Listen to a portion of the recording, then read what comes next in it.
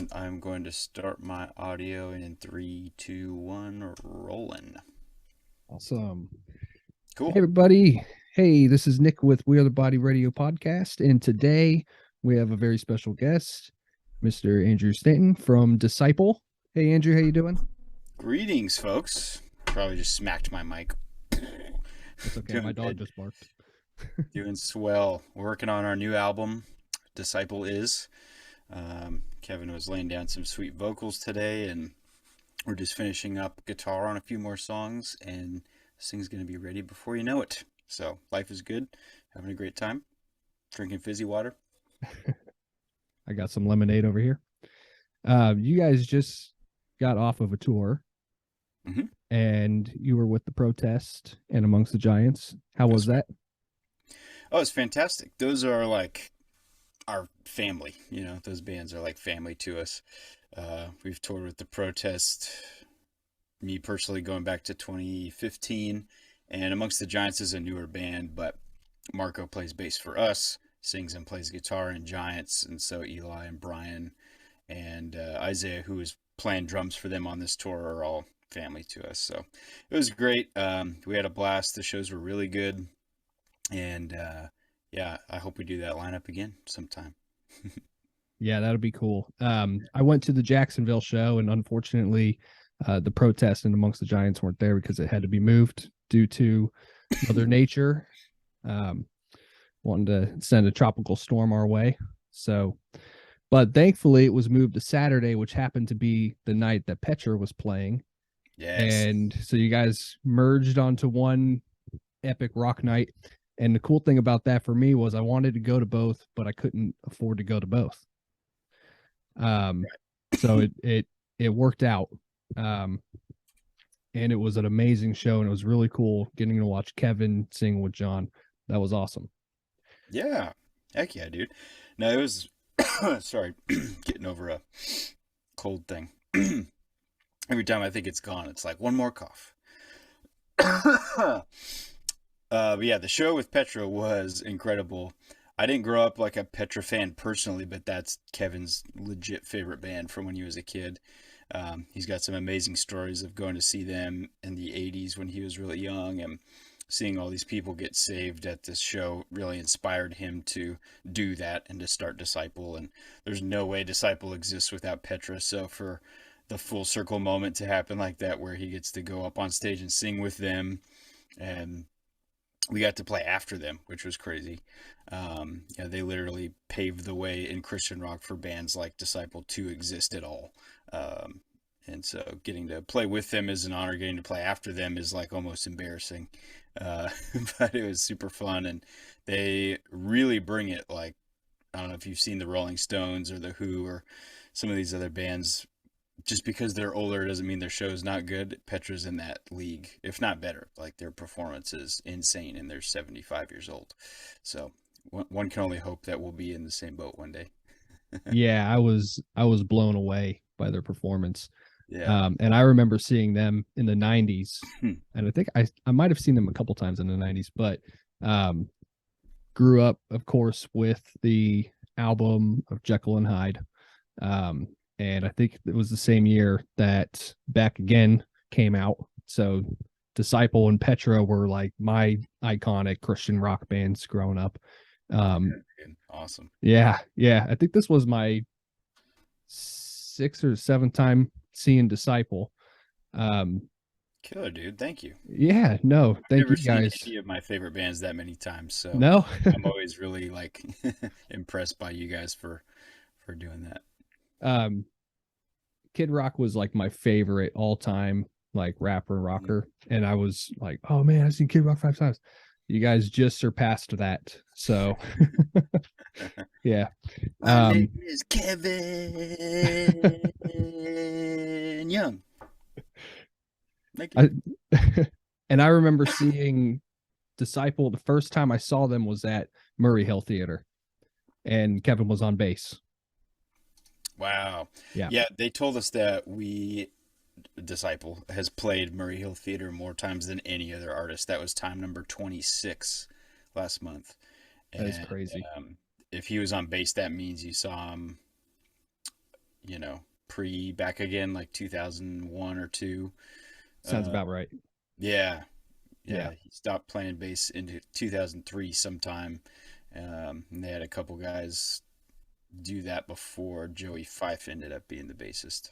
So, In fact, I know it was before Back Again because during the Back Again, back then, yeah, you 20 years ago. yeah, there were a lot more places in Florida that would bring Christian rock bands in. Yeah, Now, unfortunately, Murray Hill is like, unless there's a festival going on, they're one of the only venues left. So it is worth the drive. But heck yeah, love that venue. yeah, they're awesome. And you get that up close experience, it's amazing. But anyways, I know it was before Back Again because on Back Again, I saw you guys them in Sarasota in a smaller than Murray Hill Theater coffee house.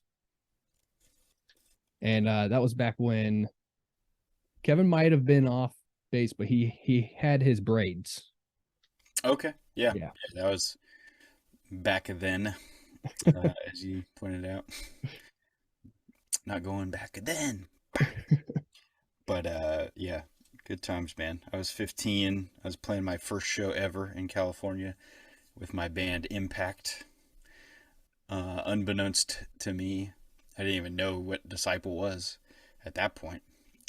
All that was going on out east, back east, over here. And I was, yeah, out west just figuring out how to, make an amp sound good. Um, Real quick before we get too far into our discussion, um, I normally do a dad joke session, but this time I thought it'd be cool to change it up a little bit, kind of keep like the dad feel to it. Um, Same, like use puns. The thing is, like, and you can go back and listen to the episode, uh, Josiah Prince Returns episode.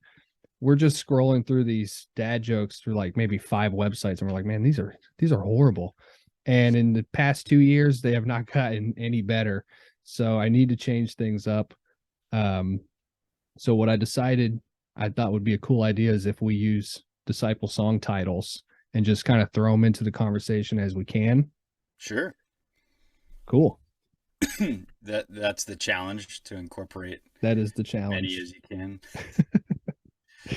So, and also while we're on this little break, I did promise in the Rebel Society, which I'll give you a chance to talk more about the Rebel Society.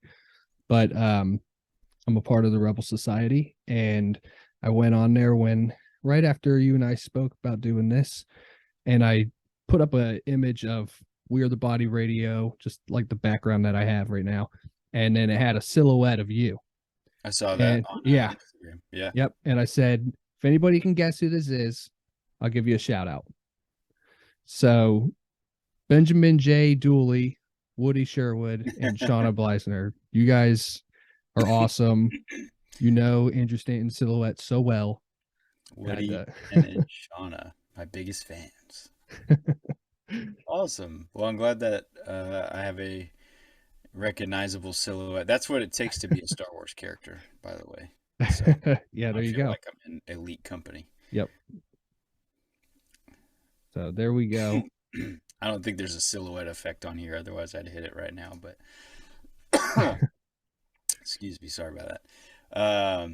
Well, whatever reason you found to um, ask me to come on to your podcast, I'm thankful, and I hope that all of my good humor shines down on this track, and nobody starts to put on their whiny britches, because I Okay. would really hate if I had to uh, their daddy. I don't know. I'm trying. I think that's 4. Nope. Yeah, I think that was 4. That's Yep. okay. Yeah, it Well, won't be a fun glove. it's it's okay because, the whole point of this podcast, um, I'm a musician too, but even though we're musicians, we are not rock stars. Very nice. And Had me. well, I could say about 1,000 things, but you're probably thinking, why don't you just shut up? Oh wow, you're prepared. I see you looking at notes. I'm actually writing down. These are tallies. Oh, okay, yeah, you gotta put this on the screen later. Ping, ping. Definitely Uh, do. yeah. Okay. There's actually there is like a whiteboard feature on I, here. a lot of time during part of our Patreon Rebel Society is we do these monthly calls with everybody, all the Rebel Commander tier Patreon members anyway. And a couple of times on these calls, I got bored and just opened this up and started scribbling, and everyone just starts adding to it. It's very, very outrageous. So you can scribble on a whiteboard with me, Kevin, Josiah, and Joey if you become a Rebel Commander as a part of the Rebel Society on Patreon. So yeah, you can ballpark it. I think it was about four, I'm gonna 3. have to work on a comeback. So sing me an underdog fight song. And oh wait, you can erase that one. That was like 3, man, and like because weight and erase there, Hmm. right? That's right. I'm Yeah, see, losing there's track, songs I don't even know about.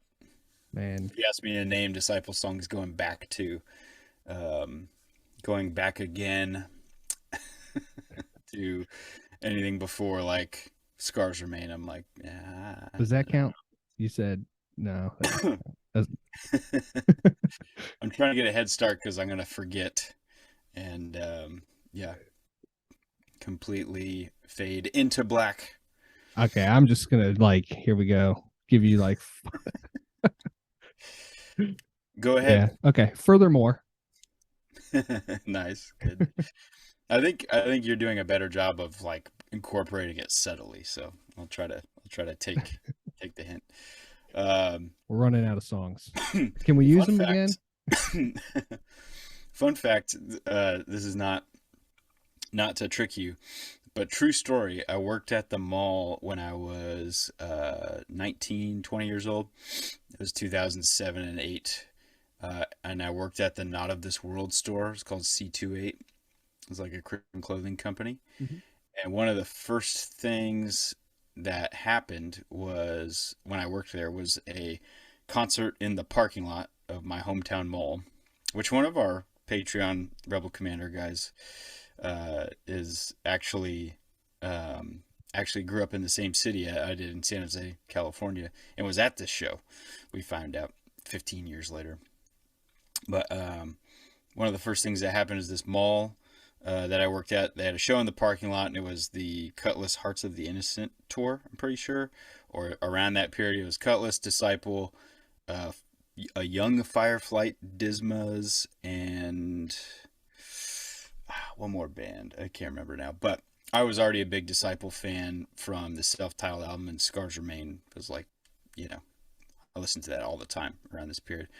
And so they Oh, had all these flyers everywhere. So when I interviewed try to get this job at the mall, they're like, "What are some skills you have?" And one of the things I did to show off, really cool, was I named all the Disciple albums in order because I worked at a Christian bookstore before this, ah, very Christian, super holy, and we had like I worked in the music department and stocked all the CDs.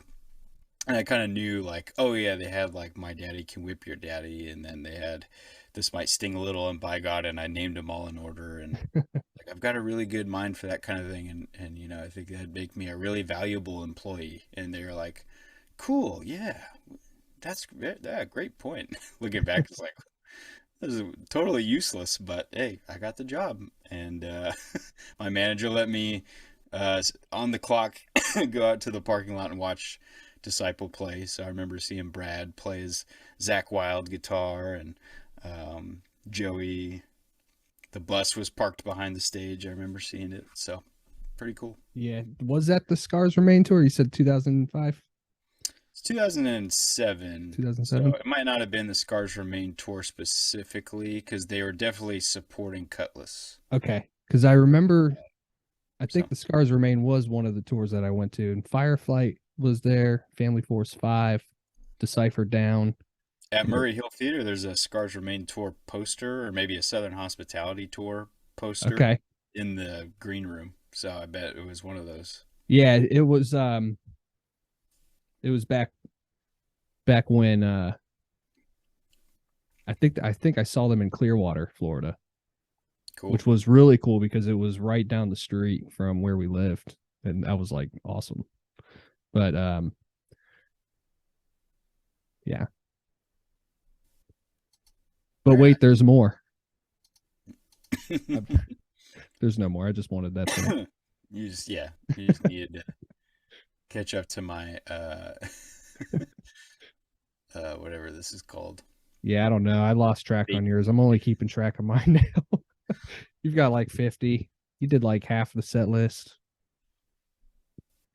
Yeah, well, and that's how I know a lot of this stuff from before that period. I got introduced to Disciple in 2000, yeah, 5-ish when self-titled album came out. The singer for the band I was in that I mentioned, uh, we became I Am Empire. Same singer, Austin Lyons. He had the CD in his car, and I remember driving around in his car, always listening to Thunder Rolling, Lightning Crash, all that. Yeah.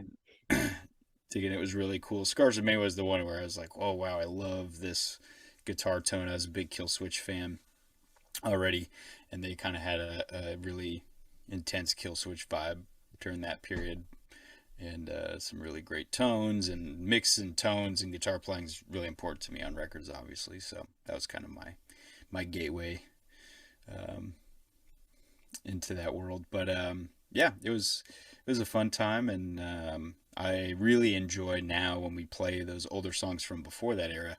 Um, Kevin will say, "Hey, let's throw this in the set list," and then going back and learning it, like, "Oh wow, this is great!" Like I would have never played, you know, Touch or um, Fear was another one from Yeah. back again.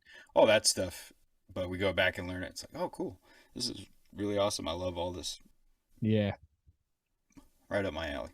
Yep. So not only in Disciple, but so there's hints of this new super group. What Yes. so what can you say about that? I'm going to attempt to give you a preview here. All right. So let me play a little snippet first. See if I can actually find it. I'm in a band called World Gone Cold with Mark Anthony from Letter Black, Trey Daniels from POD, Yogi Watts from Demon Hunter, and Rylan Rao from Inhale Exhale. And he also plays guitar in Attack Attack these days.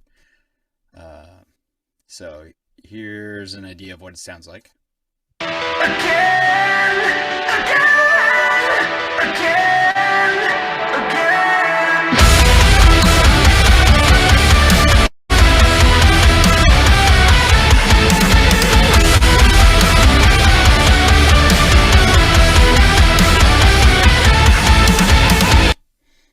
Boom. You could hear that, I hope. Yeah, I heard that was awesome. Great. That Yeah, so and that sounds like an awesome lineup too. yeah, and so I'm always like flattered by the term supergroup, of course. But I guess that's sort of what it is, like Audio Yeah. Slave or one of those bands where Mark Anthony called me a couple years ago, and at this point I was not touring. So if you don't know, the backstory is I toured with Disciple after my band I Am Empire was sort of coming to an end. I toured with Disciple and was in the band from 2013, so almost 10 years ago, all the way up to the end of 2018. And then I stayed involved with all the record stuff, recording, writing, guitar stuff. But I didn't go on tour for about 2.5 years, which that was, 2019 and then COVID. And then about six Yeah. more months went by before I decided that I wanted to go back to touring in summer of 2021. So during that time, somewhere in 2020, Mark Anthony called me, and I had seen him a year or two prior in Germany, but we didn't really like talk a lot. I had toured with him in I Am Empire years ago, like 2011. So we were friends. But I just figured like he butt dialed me, like there's no way he meant to call me. You can still see me, right? Yeah, I could see you. Okay, good. The whiteboard's up in my video. Let me. Uh, Okay, so you're winning. We know that much. yeah. Well, Or yeah, just hey, wait, I know that much. There we go. I can have one more there. yeah, you can sneak ahead. I won't get mad. Um, but anyways, I figured he butt dialed me, but I was like, well, I'll pick up and tease him about it. And so I pick up, and he's actually calling me. He's like, hey, I want to know if you're interested in doing this band. We're not really like gonna tour or whatever. We just want to make a record. I want to get some, homies involved, and maybe we'll play one show a year or something. I know you're not like into touring right now. Like, yeah, that'd be awesome. So he started sending me ideas, and I started sending back basically just like guitar solos and leads over the songs that he wrote. And as this thing has gone on, it's gotten more and more momentum, and we ended up signing with Rockfest Records, and now there's a bunch of plans in place to be booking shows for 2023 and Wow, getting on festivals and doing tours. And in the midst of all that coming together, I go back on tour with Disciple full time, which is not changing. And basically told him like, hey, I understand if I know this wasn't like the circumstance when I signed up for this thing, but they're like, no, we want you involved. Like, if you can't, make shows, Trey's touring with POD, so we've got backup guys to come out and gig if we need it, but we want you, in the band. And I was super pumped to hear that because it was really fun being involved in this capacity where they're writing, Mark and Ryland mostly are writing the songs, and then Yogi, Trey, and I are contributing our instruments and parts remotely. And so we did this record self-produced all at our separate home studios. that's awesome. Yeah, and Yogi tracked drums at a drum room, of course, but it was very like DIY. And then, yeah, like I said, we signed on with Rockfest, so we've got a single coming out in January, and then an EP with 7 tracks coming out later in the spring. So, or maybe it's in the winter. It's early next year, from what I understand. So it'll be really fun to see what everybody thinks about it. It's a totally different vibe from Disciple or any other band I've been in, but it's still, as you can tell, really heavy and fun and plenty of guitaring. So That's awesome, man. Thank you for sharing the story and the audio track, man. That's really cool. yeah, hear Definitely. one more snip. Yes, absolutely. Oh wait, let's see. Two steps back, one step forward, one step.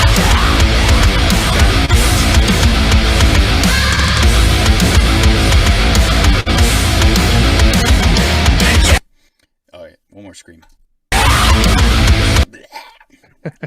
That's awesome. Insane. Another tie-in is that Scars Remain period, 2006 ish, seven. I got this record called A Call to the Faithful, which we were like noticing that the bassist from Reliant K was in this band called Inhale Exhale, and we saw them in San Jose. I think we actually opened for them at one show. We used to always open for all the tours that would come through San Jose, that were like the Tooth and Nail tours. There's Mhm. a local promoter who is in a Tooth and Nail band, going way back, and he was friends with Matt Baird from Spoken and the guys from Showbread and Schwab from Project 86, and so he'd bring all them in and let us basically get on the bill to open and bring local kids to the show. So that was always like the highlight of our, you know, we do it a couple times a year That's in that awesome. area. And so yeah, I remember playing or at least being in the crowd for Inhale Exhale, and Ryland did the upside down mic stand thing, and guitar player had a Soldano amp that sounded incredible. I'd like never heard a Soldano before. And I love that record. Call of the Faithful is really good. Travis Wyrick produced, of course. Yep. Yeah. Know that name.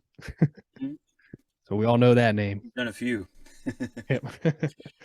That's awesome. Yeah. And right around that time, I also sent him a MySpace message and said, Travis Wyrick, I think you would really like our band. You should check us out. Your future friend, Andrew Stanton. You reply back? No. No.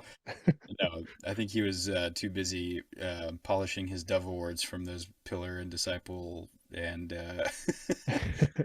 10 years records and all that. But it's cool because now we're buddies, and I was just messaging him this morning on Instagram about a Van Halen video. We're both big Van Halen fans, and we'll just nerd out about that kind of stuff, whatever. And it's always kind of mind blowing, to like be friends with somebody that you used to be too scared to talk to, even over MySpace. That's funny. Yeah. Yep. You never know who you could reach on social media. Just saying. Yeah. It happens, man. What is it? Puddle of Mud threw their demo on stage at a Limp Bizkit show and ended up getting like discovered that way. That was social media in the 90s. Was that Mud Puddle, you said? Puddle of Mud, yeah, is the name of the band. Oh, nice. Yeah, took you a second. Zing. That should be like 5 extra points to catch up. Oh yeah, that's worth the pain. Oh. Yeah, I wasn't doing good, and I started remembering. Oh, is that? I don't even know that one. Remembering? Yep. Yeah, What album's that from? it's on here. You could say anything. I believe you. I think it's from. I'm gonna guess and say it's from. By God, let me click on it. Let's see. Like statistically, you've got the best chance of being right by saying "by God" because it has. I was wrong. I think it's from Oh. Scars Remain. Oh. Is it? Oh, towards the end of the album, maybe. Maybe. I will have an answer for everybody in just a See, second. driving from my house to get to school, in those years I was going to college, took until about track 7. So anything past track 7 or 8, I might not have heard it too much. I think actually it's not. It's on Back Again. Okay, that makes sense. That makes sense. Yeah. One of my favorite songs is 1-2 Conductor, and I heard the story that it's on one of the bus banters Kevin gave on that song, and it made it 10 times better. Yeah. It's always cool to hear the story behind the song, which is a video segment on our Patreon as well. There you go. Yet another shameless plug. But yeah, we do these get-togethers on Zoom just like this, and we'll talk about a song that we wrote together, or Kevin will talk about a song that him and the old guys did before our time, and kind of tell the story about how the song came to be, what it means, what the inspiration was, what verses apply if it's got that biblical context, which it usually does. And I haven't heard that one, but I did listen to This Might Sting a Little, pretty much like all the way through, for the first time in years, as we were getting ready for this new album, because we really wanted to capture a lot of that energy and raw sound for this album, which I totally feel like we did. I heard on the VIP bus experience, Yes, which I highly 200% recommend. It is 100% worth it. It was awesome, but 300% people, 300%. Yeah. We got to hear some clips of the new stuff, and man, I'm blown away, and I can't wait. Awesome. Yeah, those clips I will save because they are closer to public ears, and I want you guys to be in anticipation for it. Oh, but, yeah, no, they should have to buy a VIP bus experience to. Yes, yeah, and what he's talking about, what Nick's talking about, is the pre-show VIP bus experience where, and we'll be doing this on Winter Jam. We just found out today, confirmed that we'll be doing it on Winter Jam. So all 40 cities, as I understand it, will have a pre-show bus VIP experience that you can purchase. We'll announce the amount and all the perks, but basically you get to hang out with us on the bus for 30 minutes, hear previews of either new songs or hear us perform an acoustic song. Answer questions, get to know each other for a minute, that kind of thing. And so Nick did that recently and heard, 3 or 4 probably of our new Yeah. songs. Yeah. And they're in progress phase, which means they don't sound as good as a completed song. We only have one completed master right now for the first single. Which was even cooler to hear, to be honest. Yeah. But it's cool to hear it in progress. Yeah, because you're Yep. going to hear the final masters a bunch of times later. So you can sort of hear them in their infant stages, so to speak. And they still sound great. You know, Josiah's producing the album and he's, phenomenal. So his rough mixes coming out of the studio still sound as good as a lot of people's finished records. Yep. And then I'm doing the guitar work here. Basically what I've been doing is recording at his studio and capturing all the DIs and just using some sounds from our Kemper profiler, which we use at shows and stuff, just to, get the parts together. And then I take those tracks, bring them back here to my studio, get them all edited, and then run the DIs through this little thing and out into a real amp. I don't know what I just unplugged, so maybe the whole record's off. But run it through a real amp into my software here and basically re-amp all the guitars so I can get the tones really perfect and be meticulous about it. And so far, so good. The one master we've gotten back is my favorite guitar tone I've ever recorded, like for sure. It sounds like how it sounds in here, it sounds like that on the mix and the master, which is really a challenge. A lot of times we get great sounds and then it gets lost in translation between the producer and the mix engineer and the mastering engineer and all that stuff. So being in control of all that has been a game changer. That's awesome. We can't wait. There's another one. Yep. Count it up. Well, soon, just imagine it's the future and the wait is over and how your spirit fire will be burning. Yep. Whether they like it or not. That's a good one. We're in the middle of it now. Yep. Deep cut. If you don't know that one, they did a song, Disciple 1.0, whatever, in 2007-ish, whatever. They did a song for a wrestler called In the Middle of It Now, and it's awesome. Yeah, I heard it. Yeah. You can find it on, iTunes or whatever. It's not on any album. Another song that they did was a cover of More Than a Man by Stryper. Oh, really? I've not heard that. Yeah. Oh my gosh. Go check it out, man. The colors are Stryper inspired. They're I can't think of a pun. Stripired. Anyways. Sorry, my wife got stranded with the car. Our battery died, so I'm just making sure. Oh no. Making sure that she's not. I think her sister came to the rescue, so I think we're okay. But this is why we all need 10-minute oil changes. Yeah, that's right. This is so weird. We bought this used car recently, and I bought it an hour away from here.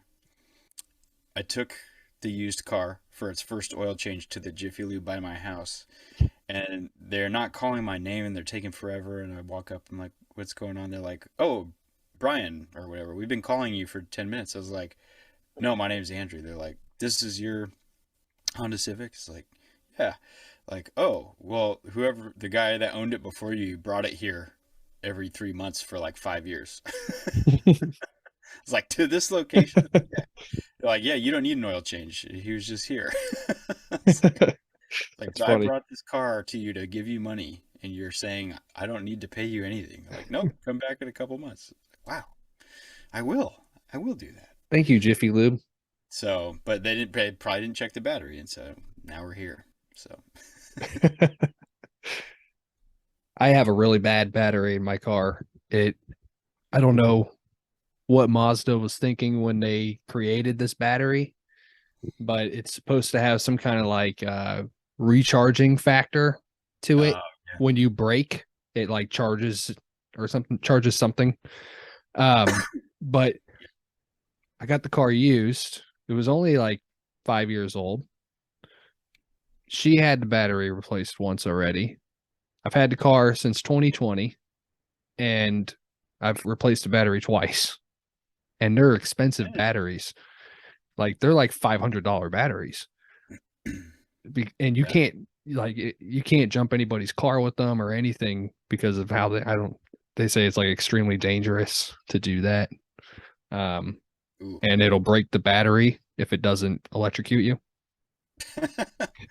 That's like, yeah. So thankfully the warranty is 3 years and they don't make it that long. So for as long as I have the car, I'm pretty sure I'll have battery coverage. I just never know when it's going to go. Yeah. But our Civic is a hybrid, so maybe that has something to do with it.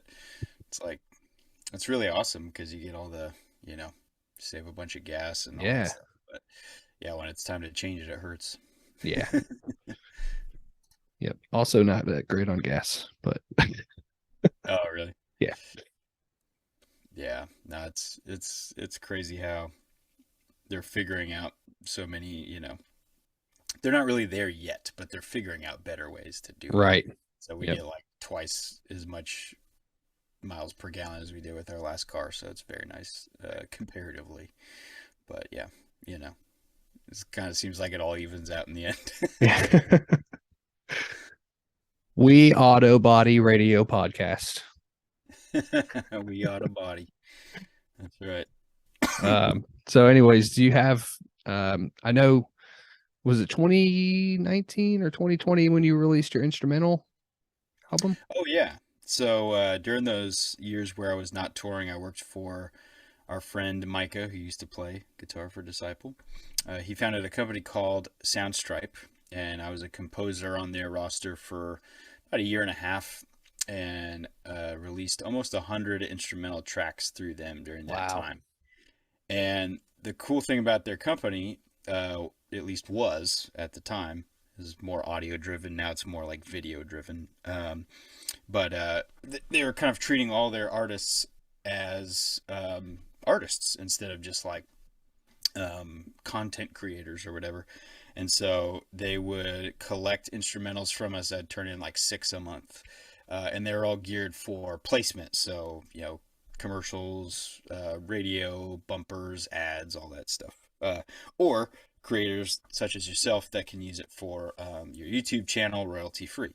And all those tracks I made are still up on Soundstripe, so you can check them out. And if you get a membership for 10 or $20 a month, you get, I think, unlimited downloads, and you can use all the actual WAV files in your podcasts or your anything. So if you're looking for music, go check it out. But yeah, I did all these instrumentals. They're all like rock driven for the most part, but they'd let me do like, I had a different name called Ends of the Earth when I did an acoustic track, and then when I did like a real techie video game sounding track, it was called Ender. And because Ender's Game is one of my favorite books of all time, the whole series really. And all the stuff Andrew Stanton did was all like rock stuff. That's cool. And so they would actually release it to streaming as well, with artwork and track listing and stuff every few months. So I've got 4 or 5 instrumental albums on streaming that you can listen to, and then you can download them from Soundstripe. So yeah, it was really cool. That was my like dream. It was like, when I'm done touring, I want to be a composer.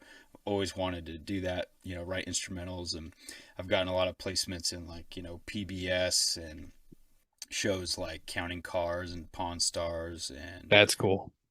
Botched and Wicked Tuna, and all that cable TV stuff, and it's really cool to see when you get royalty statements like what episodes Yeah.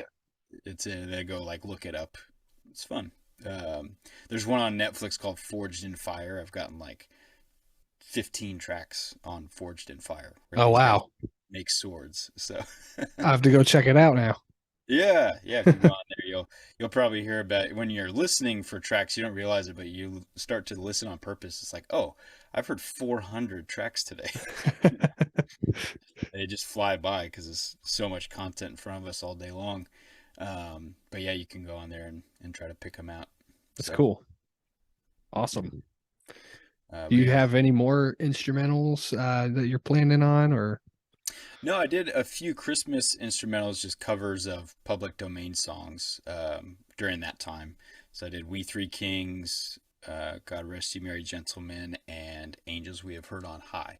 And some Christian rock stations have picked those up the last few years, including right now during Christmas time, just to add to the rotation. So that's been sweet. But no, I haven't done a new instrumental track in, geez, probably like a year.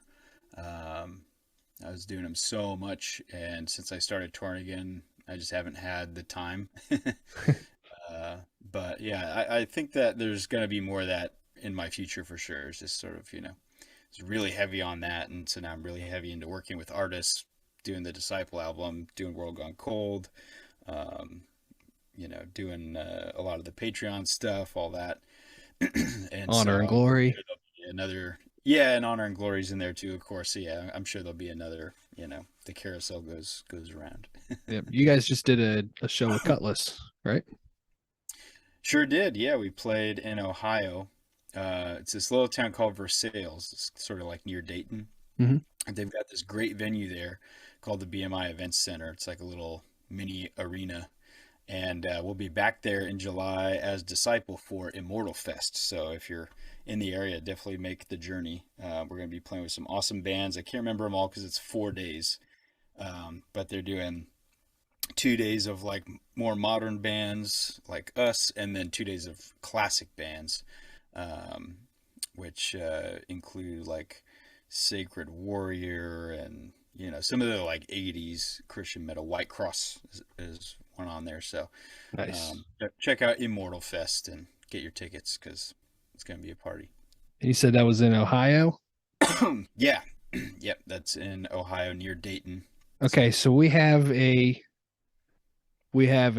pretty decent size following. We have 13% listeners in Ohio. Heck yeah. 98% of them are in Columbus and 2% are in Norwalk. So I'm pretty sure that they're within distance. So you guys make sure you get out there. That's Radio U territory. That's why Ohio is the best, because you get um, fans of all kinds of Christian rock and metal from that station. And when I'm Empire would tour out of California, our best shows were always in Ohio because Radio U played the crap out of our records. So That's we'd awesome. stop in there, do an interview, play a show to like 200 people, and then go to the next state and play to 10 people.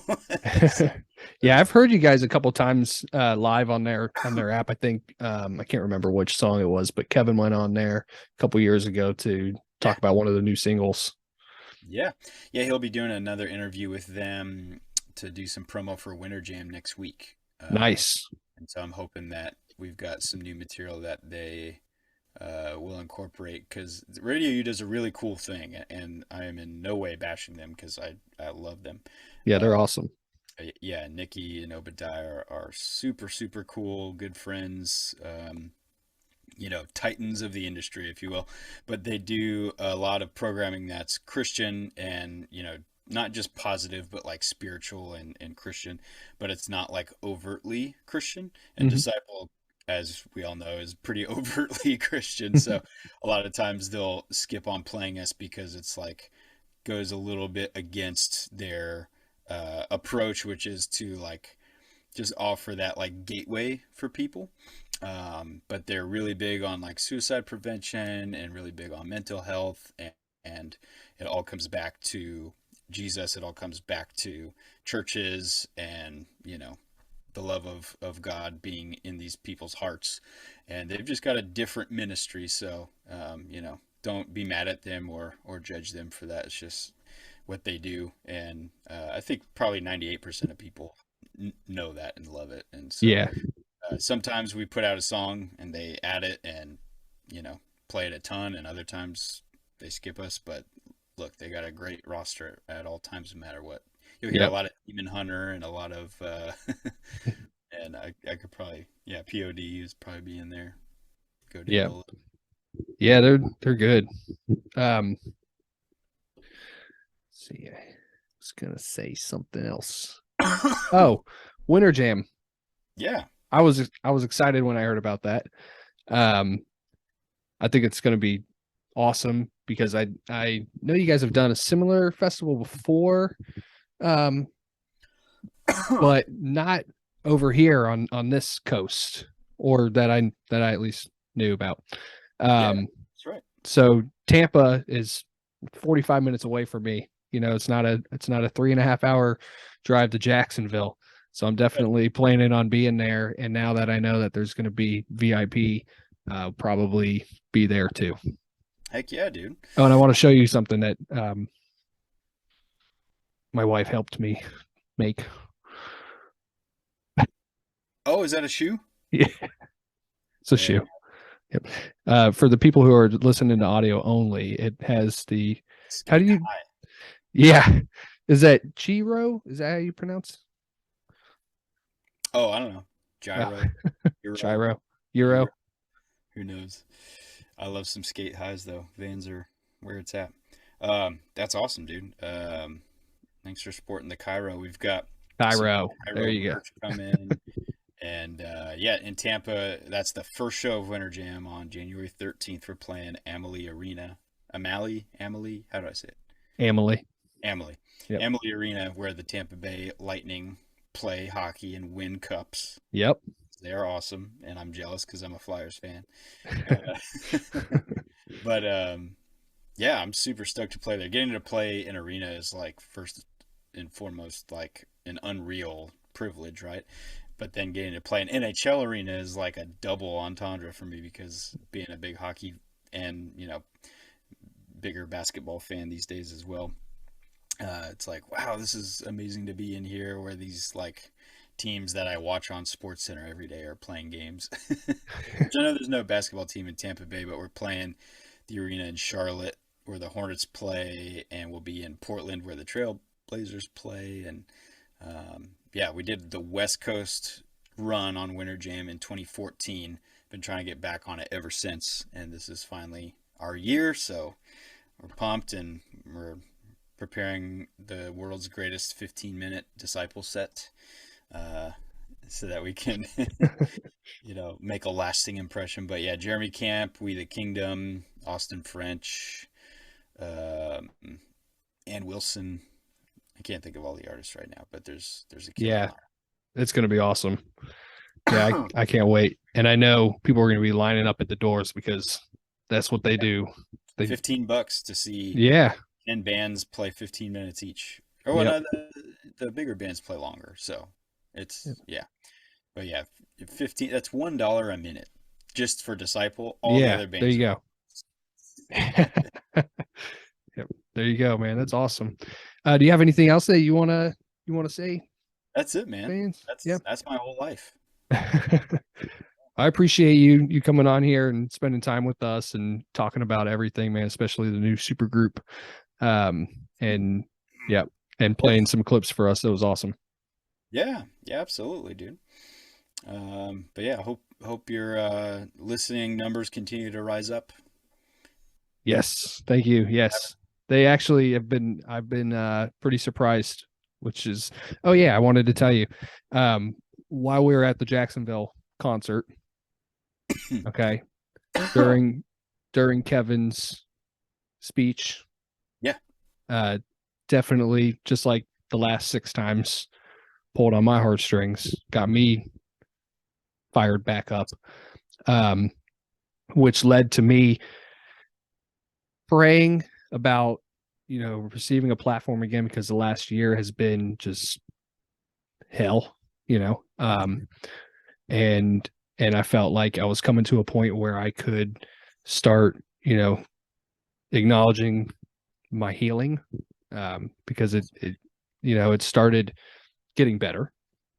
Good. So right after the concert, I was praying about platform and being able to talk to others, and God reminded me of the podcast because it had been about 2 years since I did the last episode, which was with Josiah.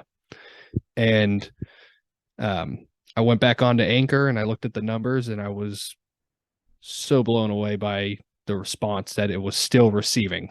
We were still getting, and I think Josiah's second episode is actually the most played episode. I believe it. He's an entertaining fellow. Yeah. We had some good joke sessions on there, and Joey has been on as well. Cool. And now Yeah, you. they both said they enjoyed it. Like I asked, whenever people ask me to do this, I'm like, "Have you guys heard of this person?" Like, "Oh yeah, he's cool. It's really fun." I don't like walking into, uh, interviews that Thanks, guys. are gonna not be cool. So you got a good rec. Thanks, Joey and Josiah. Yeah, I messaged Josiah. I was like, dude, you should drop in and surprise him. And he was like, yeah, we got doing a family night tonight. I'm like, all right. Because Monday night, I had Les Carlson from Bloodgood.